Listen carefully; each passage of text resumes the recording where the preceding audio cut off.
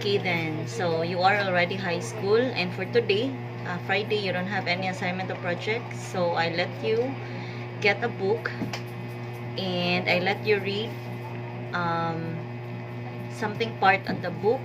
Then after reading it, I will let you explain what you have read, because as you know, high school should know how to read and comprehend what you're reading.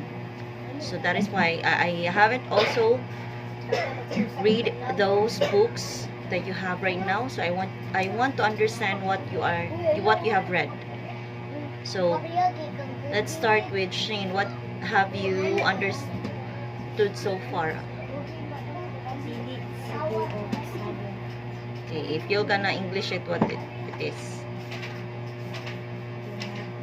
Do not. What sabong is? It is a cockpit?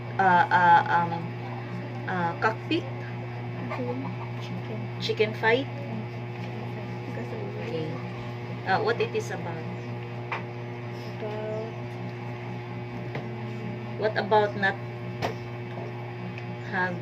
always having a chicken fight?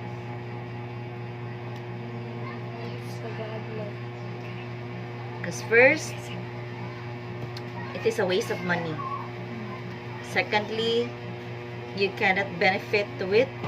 There are some people who can benefit to it, they become rich, but it really depends if the business is like it boosted up. It can make you rich, or it can earn a lot of money. Okay, you can sit down now, Shane. At least give me some instances what you have understood on what you have read. At least malang I know that you did read and you understand what you have read. But you're Rian. Kabuliwala turned to 17th birthday and his daughter and his mini daughter was missing. What is that? Is that a place? Is that what is kalubihalan? Kabuliwalan. What is that? Is that a person? Is it a place? What it is about? It's a person? What kind of person is kabuliwalan?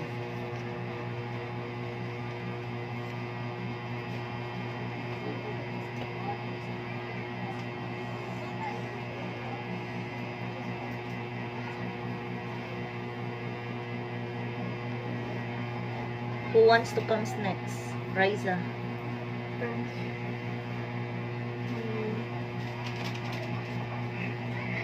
Hugasan dan Saan na siya? Hindi siya doon kumay. Hugasan? Wash what? Wash the what?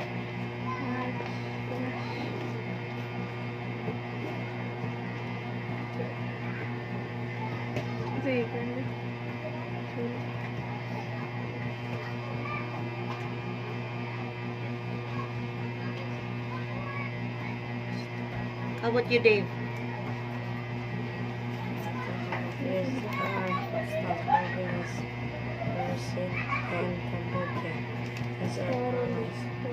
I cannot hear what you're reading. You already have done reading. I want you to explain what you have read.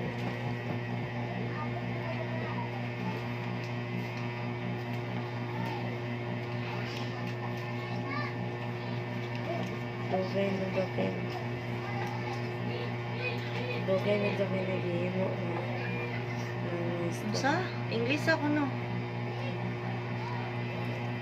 Napay kukunin mo ay no. Sana na yung kuko. Way mo di ka. Lunis hugaw kuko ha, guys.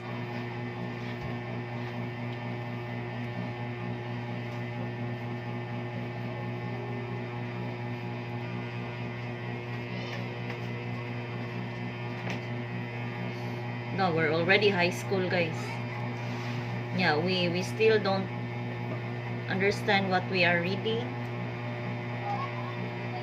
The teacher Vivian already told us, sure, teach your students to speak English. Yeah, we cannot able to express magani what we are reading. How much more in speaking in English?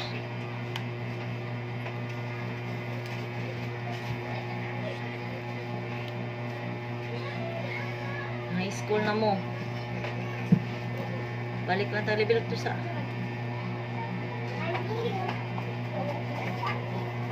Sit down everybody. Practice.